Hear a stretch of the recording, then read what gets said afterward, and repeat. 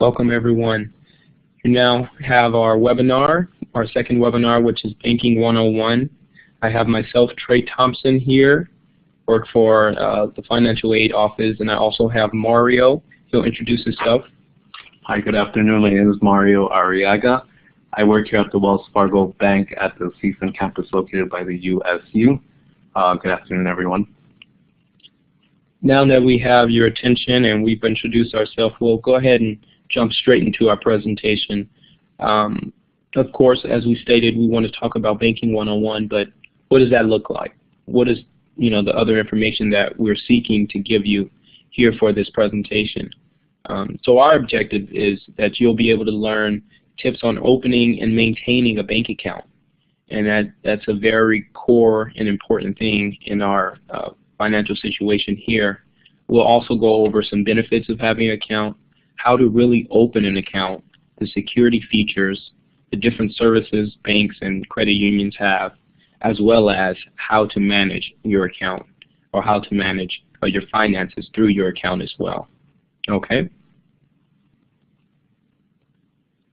Okay, we'll start with the benefits of banking institution. Okay, Mario, so what are some of the benefits of the different banking institutions? Well, Trey, there are many benefits to banking institutions. First and foremost, it's a safe way to maintain your money. You don't really want to keep money at home under the bed or stored somewhere. You want to keep it somewhere safe, and there's nowhere better to have it than in a bank. Other benefits is convenience. If you need to make a purchase, withdraw money, any type of transaction, pay bills, banks are able to provide most of these services. Other benefits that you can save money. Bank accounts are FDIC insured up to $250,000 by the government. So this is something where your money is safe in case of a disaster or a crisis here in the United States. Also, financial advice is very important. If there's something you don't understand, you are more than welcome to go into a bank, speak to a personal banker. I know, as in my personal experience, we have different bankers for different needs. So if you're looking into purchasing a home, building credit, saving money, or just receiving financial education literacy, banks are more than happy to provide that for customers. Okay, so now that we got an understanding of some of the benefits, so how does one go about opening a bank account? All right, so the first thing when opening a bank account, you want to do some prior research just to see what institution you want to be walking into or going into. I know we have big banks, we have credit unions, we have online banks. The commonality between different institutions is that they are going to ask you for identification. And the reason for this is because it is very important to know who is opening an account, who is requesting to set up an account, in order to limit terrorism and money laundering and other illegal activities. So what this means for all of you is you need to have a California, here in Northridge, you need to have a California ID if you're over the age of 18. Government issued IDs also work. So for example, a passport, permanent residency card, those are the most valuable IDs, and they're very useful. Now, most institutions will also ask you for a second form of ID. Some valid forms of ID are student IDs, other debit cards, credit cards, and the reason for these is because they are already verified by other institutions. So for example, a school ID here at CSUN is already verified by the university, saying yes, you are a student here, you have a picture, they can verify who you are. So this is important in order to set up an account, there are cases where if you don't have an ID, you will not be able to open an account. So I think that's the first step. In addition to that, you also want to be able to provide your personal information. So your physical address, where you live, your phone number. We want to make sure that we are setting an account for the right person, right individuals. Minors usually don't need any type of identification as long as they have their name, social security number, and an adult on an account. Minors are able to set up accounts with no problem for the most part. So this is the first step in opening an account, and making sure you have the proper identification. In addition to the identification, most institutions will ask you for an opening deposit. And if you're planning on setting up an account, you need to put money into it. Institutions want to make sure that you are going to be using the account for your personal use or for financial reasons. For example, Chase, they require for most accounts is $25 to open an account. However, for the Premier Platinum Checking, which is one of the accounts that they offer, they ask for $100. So it is a little bit higher. Bank of America, also $25. In this case, the My Access Checking, that is the name of the account, and $100 for interest checking. That is another account that they offer. Being a Wells Fargo banker, I could tell you that we ask for $50 for checking accounts and $25 for savings accounts. What we're seeing here, though, is more of a pattern. So most banks won't ask you for more than that. That is the right number, the right opening deposit. Of course, you can put more money into the account. You can open it with $1,000, $5,000. You can deposit a check. There's really no limit, but the minimums are usually $25 to $50, sometimes $100. I tell many of my customers also find out how long it's going to take for your funds to be available. If you are depositing a check, you want to find out if it's going to be on hold. So, for example, I know many students receive financial aid, whether they're loans, grants, or scholarships. You want to find out when your money is going to be available. So if you have any expenses for school, you're not tied up. Your money's not tied up in the bank. Okay. And you do have an opportunity for that $25 or that $50 to get that back, right? You're not giving that to the bank, are we? Oh no, definitely not. This is your money. This is basically, you can start it as a savings. You can, and most banks will give you a debit card on the spot, so you can actually start using those funds. So for here at the university, we provide students with an instant card, and if they're hungry, they can go to Subway or they can go to the pub, and they can start using those funds that they have. For the most part, we do, we would like for it to be there one business day, but I know that there are needs, and we can't limit students or customers from using their money. Okay, so that is a good thing that we can use our money right after we deposit into it. Okay, that leads to our next question. What are some of the different accounts and services that banks provide? So there are many services. I was doing some research prior, and I know that we offer over 80 products and services to our customers. This is not just Wells Fargo. This is also most other big banks as well, and even credit unions. But to keep it a little simpler, we're going to start with the checking accounts. That is probably the main product that most customers use, and the reason is because money goes in and out. So if you need to pay for bills, if you need to everyday purchases, anything, the checking account is probably the most vital account that you will have. Most checking accounts also give the accessibility or option for a debit card, where you can use it at the ATM, you can use it online, automatic payments. It gives you much flexibility for everyday purchases. There are also student checking accounts that banks offer, and as a banker, I definitely recommend for college students to look into that option first.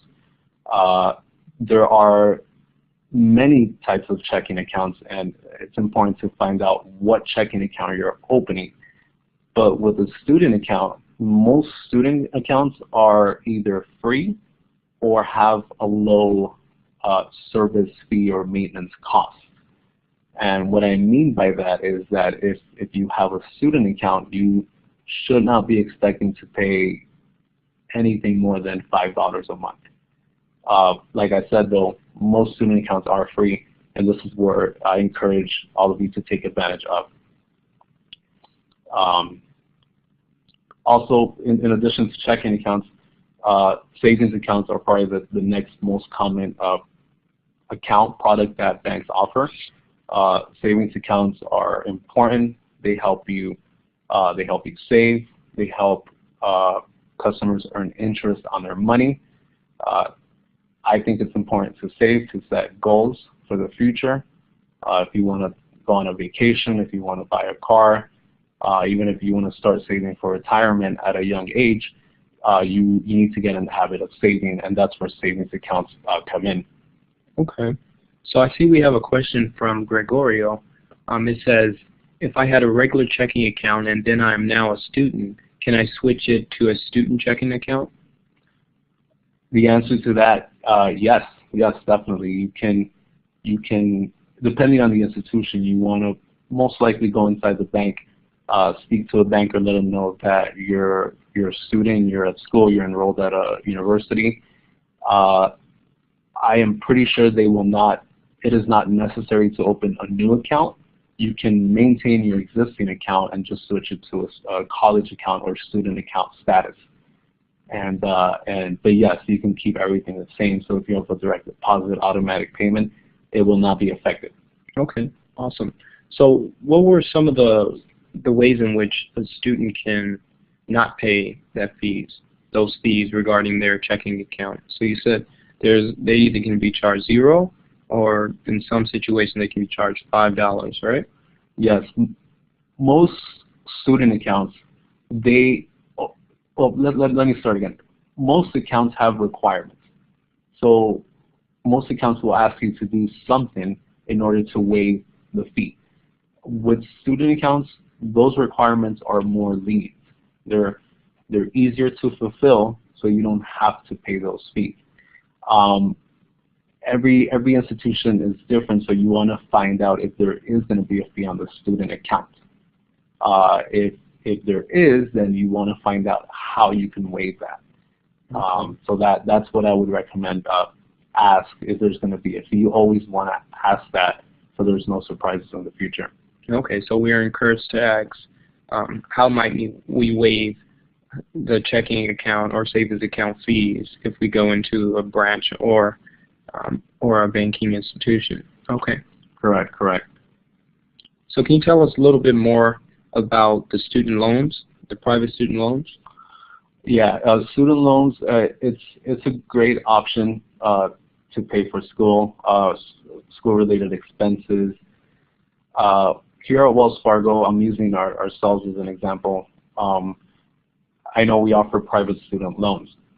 Now, the way the private student loans work here, the Wells Fargo does verify with the institution to make sure that there is a financial aid need, or there is a need for additional funds.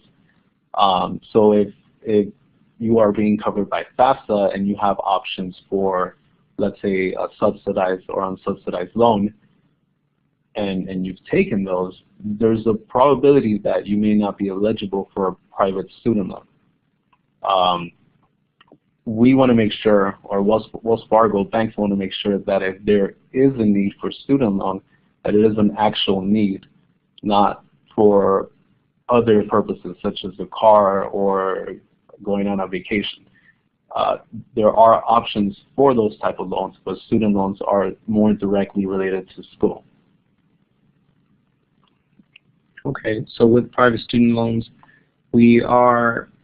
how is the school making sure that students are using it for, tuition and housing and different things like that? Well, it is a process. The institution will contact the university directly and find out what those financial aid awards are. If there is a gap between the financial aid and the living or cost of tuition for the certain specific university or institution, then most likely the student loan will be fulfilled. At that point, it is up to the student to decide what they will do with the funds. Of course, we encourage students to use it for school and important things that arise. Okay. All right. Thank you, Mario. Now it goes on to our next question. How do we avoid some of those fees that we were talking about? And we just want to dig in a little bit deeper of some of those requirements that we have to meet in order to not have overdraft fees and account maintenance fees. Well, the first thing, and I know I mentioned it a few minutes ago, is getting the proper information, asking questions. When you're opening the account, you want to ask those main questions. What fees are involved? How do I waive them? How much are they? That is probably the number one way to avoid fees. It's also a good idea to maybe take notes while you're opening the account. If you need to bring a little notepad, you can take notes just to grab the main points on the fees and on avoiding them. Banking institutions will also provide disclosures, and I think this is an area where customers are not looking at the disclosures as carefully as it needs to be looked at. The disclosures will provide all the information necessary and all the fee information as well. So if you can't remember every single thing that was mentioned, you at least have it written and you have a hard copy as well.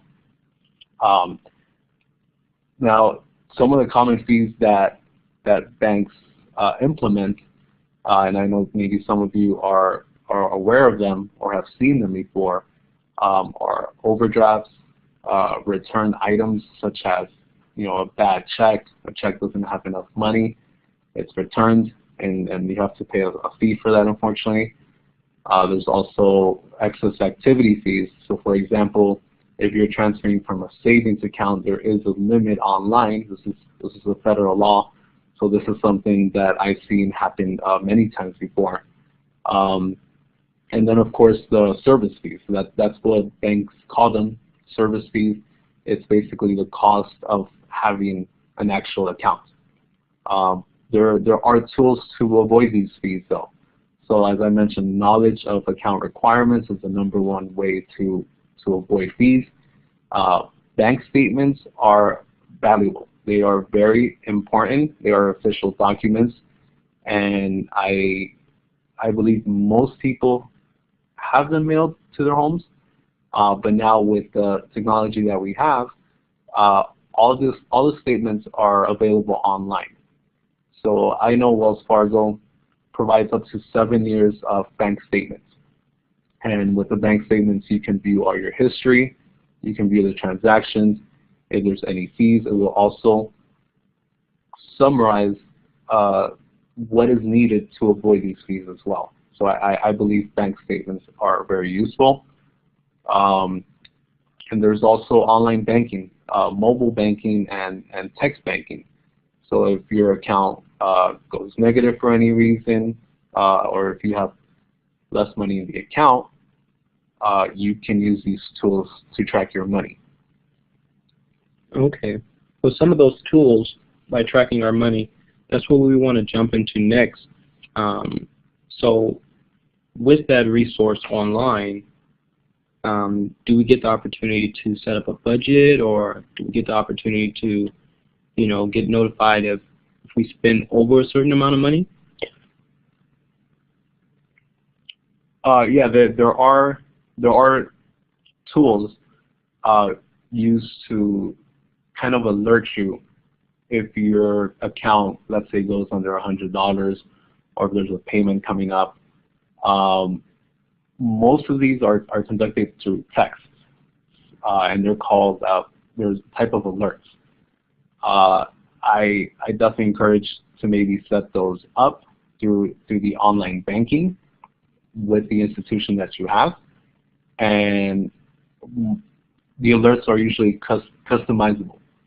So you have usually 20 different features where you can alert yourself if you go a certain amount, or if your account goes below a certain amount, if a payment was made, if a transaction was done out of the country. You have many options just to keep track of your funds and make sure that everything is going right. Okay, and I believe there's a few other things that we can do on our smartphones and other devices as well. That includes transferring funds from our different accounts, right? Yes, you can transfer. And before you couldn't do as many transfers, but now things have changed and it's become so much more advanced. You can transfer to in between your own accounts, so from checking to savings or vice versa. You can transfer to friends and family. So if you need to pay your friend for lunch for last week, you can go ahead and pay him, through your cell phone. You don't have to see him personally. You can transfer to other companies. So if you have any type of bills, such as phone bill, utility bills, you can do everything online now. On this screen, I know right now you're seeing an image of a spending report and budget watch. And what these do for you, basically, they organize where your money's going and into what categories. So if you're eating out too much, if you're going to McDonald's or just restaurants, you'll be able to see how much money you're spending at these places every single month. And this kind of helps us realize, we need to budget ourselves a little better. Okay. Yeah, that's definitely what we want to keep into consideration. I see we have another question. It says, am I able to opt out of these fees, such as overdraft fees, and how might I be able to do that? That is an excellent question. We had, there was a federal law that came in place, I believe it was 2.5 years ago, where institutions have to give you the opportunity of opting out of these overdraft fees, basically. So now you have the option of, if you don't have enough money in your account, your transactions will get declined. So for example, if you have $3 and you're trying to buy a $10 shirt, you won't have that $35 fee tacked on. So there is an option to opt out, to decline these overdraft services. That is something that you need to speak either to your banker or the actual institution over the phone. But yes, there are options, and that is something that should definitely be looked at. Okay, and in some situations when setting up our accounts, we can take care of that right away as well, right? Yes, you can. There is a lot of information, but like I said, that's why it's good to do some research before opening the account, making sure you take notes, write down what questions you may have, so before you're opening the account, you can ask these questions and then have your questions answered.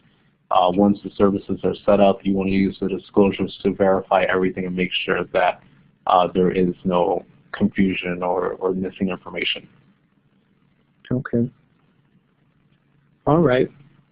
Well, after looking at our management tools, this concludes our webinar, but we want to make sure we open it up for questions. Do we have any questions at this time?